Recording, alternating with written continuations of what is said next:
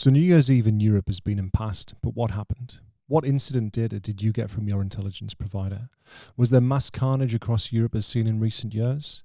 Did certain countries face more criminality and fireworks attacks than others? Or did it pass without incident? Let's find out.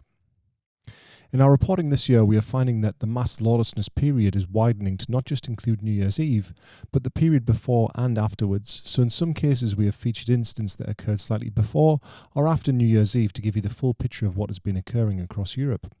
I'll start with the countries worst impacted. In Paris, we recorded numerous incidents of cars being destroyed in arson attacks. En Rue Tesson, a video showed a street of cars on fire. In the Colombe area of Paris, there were 2 incidents of police cars being targeted by arsonists. In one incident, the perpetrator sprayed the police car with a flammable substance and set it alight, accidentally setting fire to themselves. Further west of Paris, we recorded multiple attacks in Yvelines. Moving north and then in a clockwise direction around France, in Rouen, a 17-year-old was shot in the thigh. In Reims, at least 16 cars were set on fire between New Year's Eve and the 3rd of January. In Haguenau, 20 youths burned pallets on a roundabout and then fired fireworks at police when they responded. A car was set on fire in the west of the town, and a man died when a firecracker went off in his face. Strasbourg witnessed the largest amount of arson attacks on cars in France, with approximately 220 cars being destroyed. Firefighters responding to put out the fires were also attacked by gangs of youths who also vandalised fire engines. To the west of Strasbourg in Mutzig, a commercial storage room and 2 cars were set on fire. In Molsheim, a firework caused a fire in the town hall. In Obernai, 12 cars were damaged, 3 vehicles were torched in Bazerin.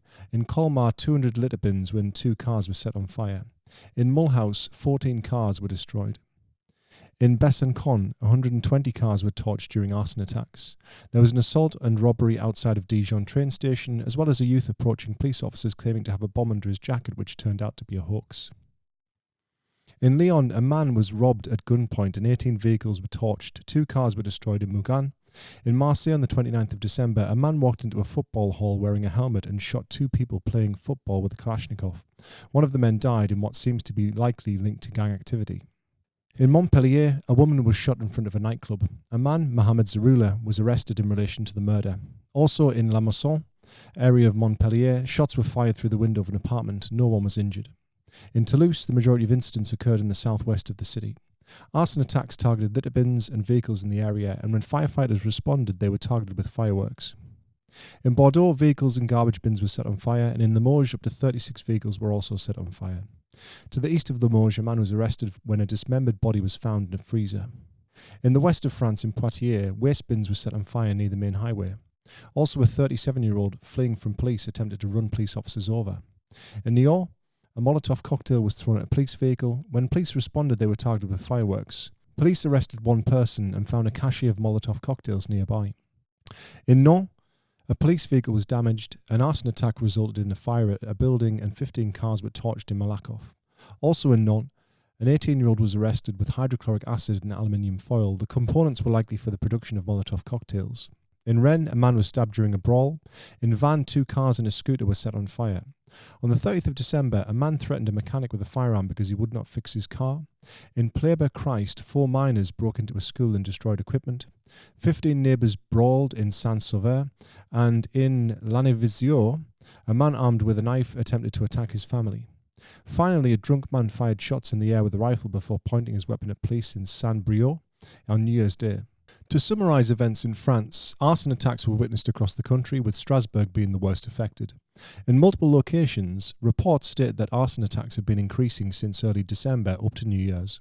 The tactic of the perpetrators appears to have changed from just misbehaviour using fireworks to actually setting ambushes for emergency services. Bins and cars are initially set on fire. Then when the fire brigade respond, often with a police escort, they are targeted with fireworks and projectiles. Because police now have to escort the emergency services, they are unable to conduct arrests. Therefore, gangs likely now have the perception that they have a free hand to do what they want during New Year's Eve.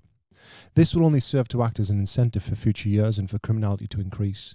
French media also commented, stating that the French no longer know how to stop this mass lawlessness, and instead are overwhelmed by chaos and now refer to this as a ritual.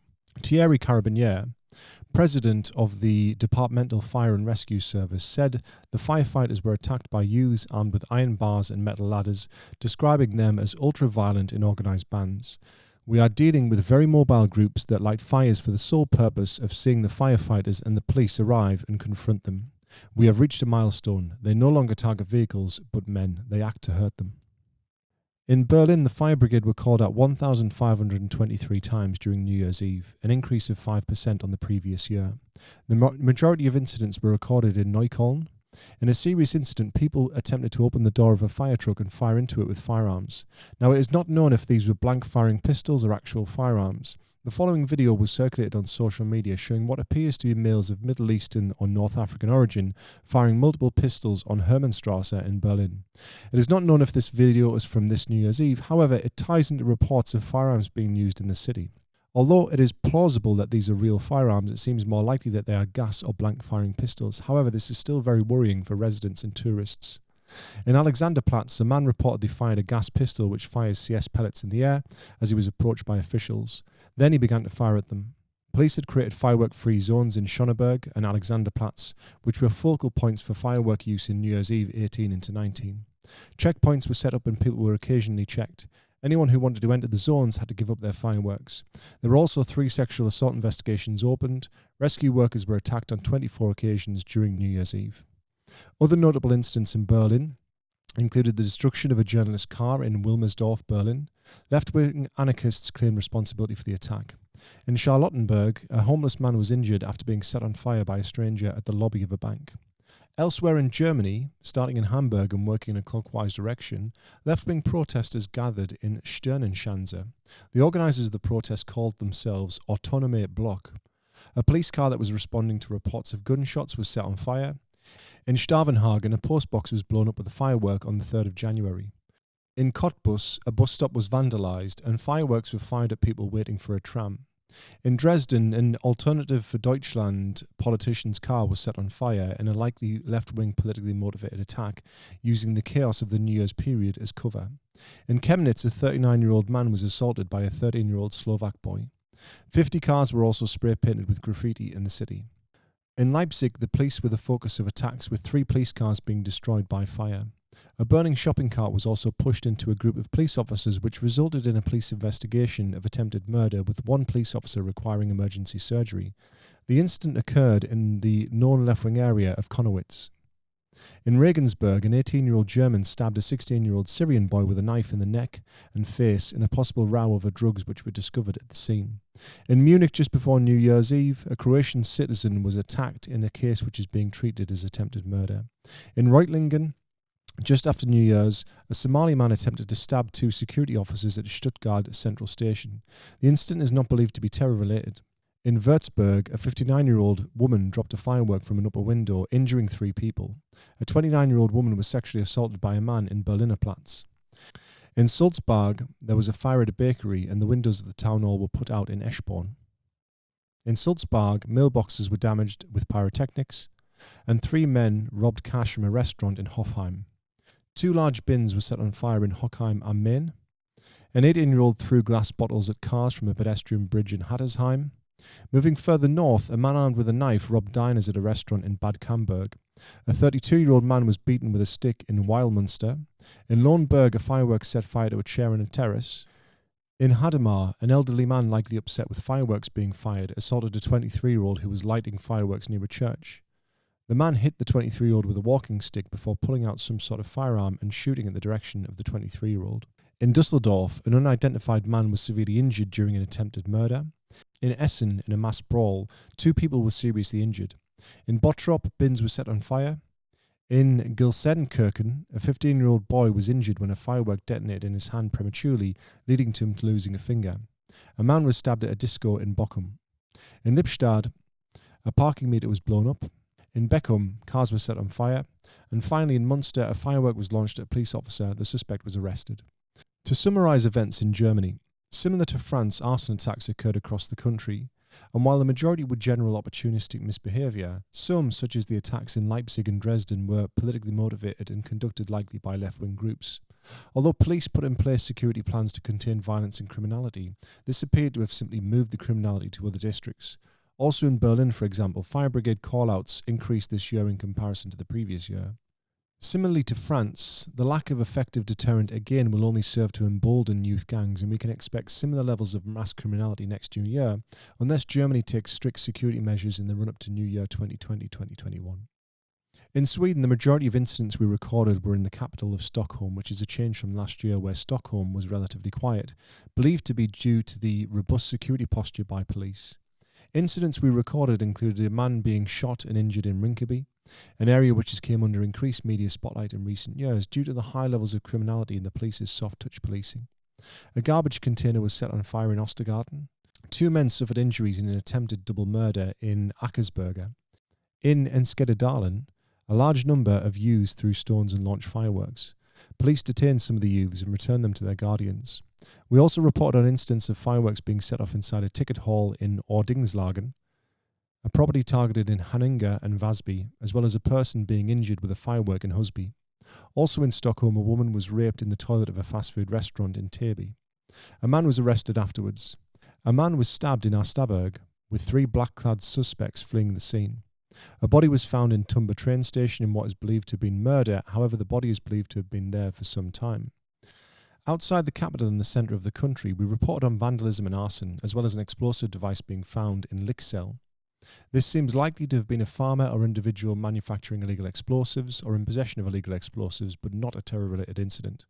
There was also a brawl between 2 groups in Are. Further south in Gavle, there were multiple burglaries the night before New Year's Eve, and on New Year's Eve a school was vandalised where 13 windows were smashed. Police were attacked by stone-throwing youths in Borlänge, and fireworks were also fired at a school in the town.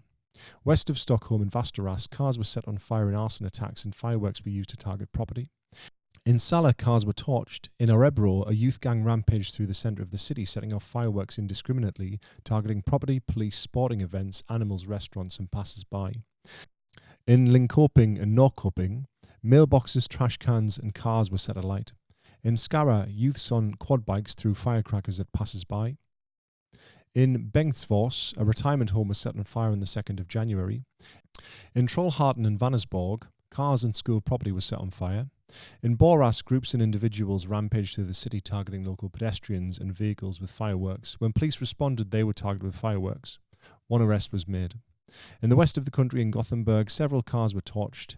In Abjagven and Kummengarten, a man was also arrested with a knife and another man was robbed by 3 perpetrators armed with a knife. Just before New Year's Eve on the 29th, 2 men were shot outside a pizzeria. A man in his 20s was killed and another man in his late teens were injured in a likely gang-related incident. The deceased man had previously been targeted in a shooting in Västra Frölunda. On the 30th of December, a rubbish storage area was set on fire in Falkenberg. Just after New Year, a car was torched in Alvesta. In Växjö, police were attacked by youths with Molotov cocktails. A man was beaten with a firearm at an apartment in Trelleborg. 2 people were also injured after youths targeted people with fireworks who were standing on a balcony. In Kristianstad, on successive nights leading up to New Year's Eve, police and emergency services were targeted with fireworks and arson attacks. The attacks were conducted by youth gangs. In Helsingborg, multiple cars were torched and fireworks were used to target buildings. In Landskrona, a firework was detonated inside a church. The perpetrator broke a window and then set off a firework in the building. Police and emergency service workers were also targeted with fireworks in the town. In central Lund, a crowd of people were targeted with fireworks. Finally, Malmö was relatively quiet with a fire at a sports hall, which, considering the time and date of the incident as well as the location, this seems likely to have been arson. Extinction Rebellion protesters also conducted a demonstration along Ferensweg to highlight climate change. In the Netherlands, in the capital Amsterdam, a fireworks ban was in certain neighbourhoods and fireworks could only be lit in designated zones. 20 cars were torched in the city. An ATM bombing occurred as part of a robbery in Uthorn. Police responding to reports of arson ended up clashing with 100 rioters in Burgemeester van Leeuwen. Shortly after New Year on the 2nd of January, 5 mail bombs were sent to 5 different businesses in Amsterdam, Rotterdam and Utrecht. In The Hague, the night before New Year's Eve, homemade caltrops made using plastic tubes with multiple screws sticking out were found outside a fire station. The intent seems to have been to try to blow the tyres of fire engines that were actually leaving the station. Elsewhere in The Hague, there were multiple reports of vehicles being burned. In Duindrop, a riot police vehicle was attacked with stones and fireworks. In Rotterdam, there were 3 mail bomb incidents. 26 cars were set on fire and riot police were attacked with fireworks. A historic windmill was burnt down in Bovenskapel in a likely arson-related incident. One of the most prominent incidents occurred in Arnhem, where a 12 and 13-year-old boy set off a firework in the lobby of an apartment building, which caused a fire. Due to the fire, a father and his 4-year-old son died, and a mother and her daughter were seriously injured. A 12 and 13-year-old boy were held by police and later released by the magistrate. The court ordered them to enter a rehabilitation program and adhere to several conditions attached to their release. The magistrate said that while there was sufficient evidence linking the boys to the fire, their personal circumstances must also be taken into account. In the United Kingdom, in Grangetown, Sunderland, 4 cars were set on fire over a period of 48 hours. Prior to New Year, a murder investigation was launched when the body of a man was found in the wall cavity of a house in Badley. In Merseyside, a man was stabbed to death in Wallasey and a woman was murdered in Stockbridge Village. An 18-year-old man was stabbed to death in Sheffield and 3 men were arrested. A man and a woman were found dead in a house in Duffield, Derbyshire. A man was arrested at the scene on suspicion of 2 counts of murder. In Birmingham, 2 police officers were assaulted during an arrest in Walsall. On the 30th of December, 2 women were stabbed in Handsworth. A man was stabbed to death in Milton Keynes and 4 people were arrested on suspicion of murder. 2 men were arrested after allegedly lacing food with poison at their takeaway in Bognor Regis. In London, there were multiple stabbing incidents. Islamophobic graffiti was tagged near an Islamic centre in Brixton. In Belgium, there were multiple incidents of fireworks being used to attack police officers, and 22 vehicles were torched in Brussels. In Norway, the majority of incidents were reported in Oslo. Police described New Year's Eve as a hectic night with many disturbances, a few small fires which included the burning of garbage bins, cars and the garage of a house. A 4th floor apartment also suffered a fire which, based on the use of fireworks in the city, it seems likely this was caused by a firework. In the Okern district of Oslo, youths launched fireworks indiscriminately. There were also a report of an individual being stabbed, however their injuries were not life-threatening. Outside of the capital in Kristiansand, pedestrians were targeted with fireworks by perpetrators driving in a car. No injuries were reported. In Hokksund and Fredrikstad, fireworks set fire to hedges. In Os, a man was arrested for starting a fire at a home. The man reportedly smashed a window and then fired fireworks into the house. In Svolvær, a police patrol responding to a fire was targeted with a firework which hit a holiday home and set fire to clothing. 2 men were arrested. In Astveit, a man was injured when he was struck by a firework in the face. Finally, an incident which occurred slightly before New Year's Eve, but also worth mentioning. In Trondelag, a device with wires protruding was reported to authorities. After inspecting the device, the bomb squad decided to carry out a controlled detonation, and a suspect was arrested in relation to the incident. The police stated that the object contained explosives and could have caused damage if handled incorrectly. However, they claim that there was too little explosive for this to be considered a bomb. Of interest is that the explosives came from charges used by the military, but the arrested man would not reveal how he acquired the explosives. In Finland, we reported few incidents. Among them was an arson attack at a dance studio. In Denmark, beginning with the capital Copenhagen, we reported multiple incidents of fireworks being used to target firefighters, emergency services and police. In an incident on the 29th of December, a firefighter was hit under the eye by a firework in Brøndby Strand. Only 2 perpetrators were arrested in incidents and they were 16 and 17 years old. Attacks were concentrated in the centre and south of Copenhagen. West of the capital, emergency service workers were targeted with fireworks in Roskilde. In Odense, on the 29th of December, youths fired fireworks at spectators as they left a sports hall. Police responded, and although a group of youths remained, they could not be linked to the crime. In Toftlund, pedestrians were targeted with fireworks. A woman aged 21 was slightly injured. In Vejle, a car was set on fire, and in Aarhus, emergency workers were targeted with fireworks. In Austria, a firework caused a fire at a church in Vienna. 3 teenagers blew up a manure container with firecrackers in Margarten. 2 children were targeted in a kidnap attempt by 3 men at a mall in Tulln. In Spain, 3 men were arrested for raping 3 women in Murcia. 4 people were stabbed and wounded in a brawl in Madrid. A man was beaten to death at a New Year's party in Olerios. A man was stabbed to death outside a club in Murcia, and a woman was beaten into a coma after suffering an attempted rape in Almeria. Now looking at Italy, 5 firefighters were attacked and robbed while they were tackling a fire on New Year's Eve in Milan. The assailants stole the keys to their fire engine, meaning the firefighters were unable to activate their water pumps. 13 people injured by fireworks during New Year's Eve celebrations in Rome. A left-wing politician was assaulted in a possible anti-Semitic incident in St. Mark's Square, Venice. 48 people were injured by fireworks during New Year's Eve celebrations in the province of Naples. 4 people were injured by fireworks during New Year's Eve in Genoa. A woman was wounded by a stray bullet in Caserta. Scooters were set on fire in Imperia by 3 young foreign citizens. Finally, a fireworks explosion destroyed a beauty salon in Apricena. So in conclusion, the first thing that jumps out to me reviewing the instance is the cost implications of all this criminality. Take Strasbourg, for instance, and over 200 cars being set on fire. That is going to have an impact on insurance premiums, but also there's a human impact. Having to wake up and find that your car has been destroyed overnight must feel devastating and likely lead to the movement of people out of the area. This wider point of sentiment is of interest, and because there are significant quantities of migrants who are involved in these incidents, it plays into the hands of the far right and will likely see an increase in support for far-right political parties in those areas and who are already on the rise in Europe. Although much of the violence and criminality across Europe is not politically motivated, there is a political element to some of the attacks in Germany likely caused by left-wing groups against right-wing targets.